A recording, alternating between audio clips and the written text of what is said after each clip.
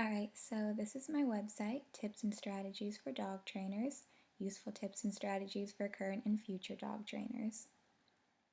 So this is my intro page and it just has a couple paragraphs explaining that the audience is people who either want to get into dog training professionally or people who are just casually trying to teach their dog a few more tricks, and then it just explains that in order to see it as a holistic manner, we're going to be looking at the psychology. And then down here we have links to the three main parts of the website: training tips, take a peek inside your dog's mind, and the review.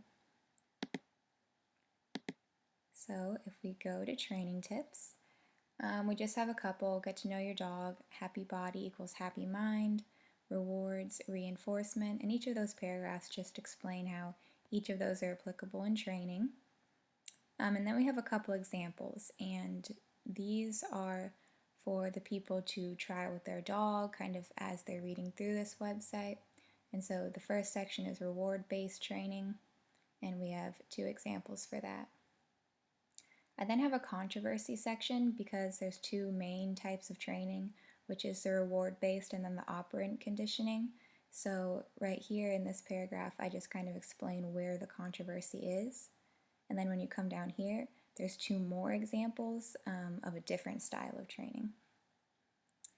And then down here I listed some helpful websites, and I gave the links to those. And then I also listed some scholarly articles in case anyone reading the website wanted to get a more in-depth look about it. Okay, and then the next section is take a peek inside your dog's mind. And then this is where the psychology aspect really comes into it.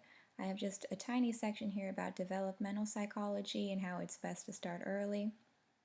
And then this section on learning talks about Piaget and his theories about schemes and about learning, assimilation and accommodation.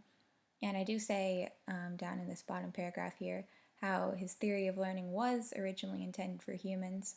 However, I think it's very beneficial to look at dog training in this way because it lets you see kind of what's happening in your dog's head as you're trying to train them. And then here's just a section about memory. I have this picture here which has sensory memory, short-term memory, and long-term memory.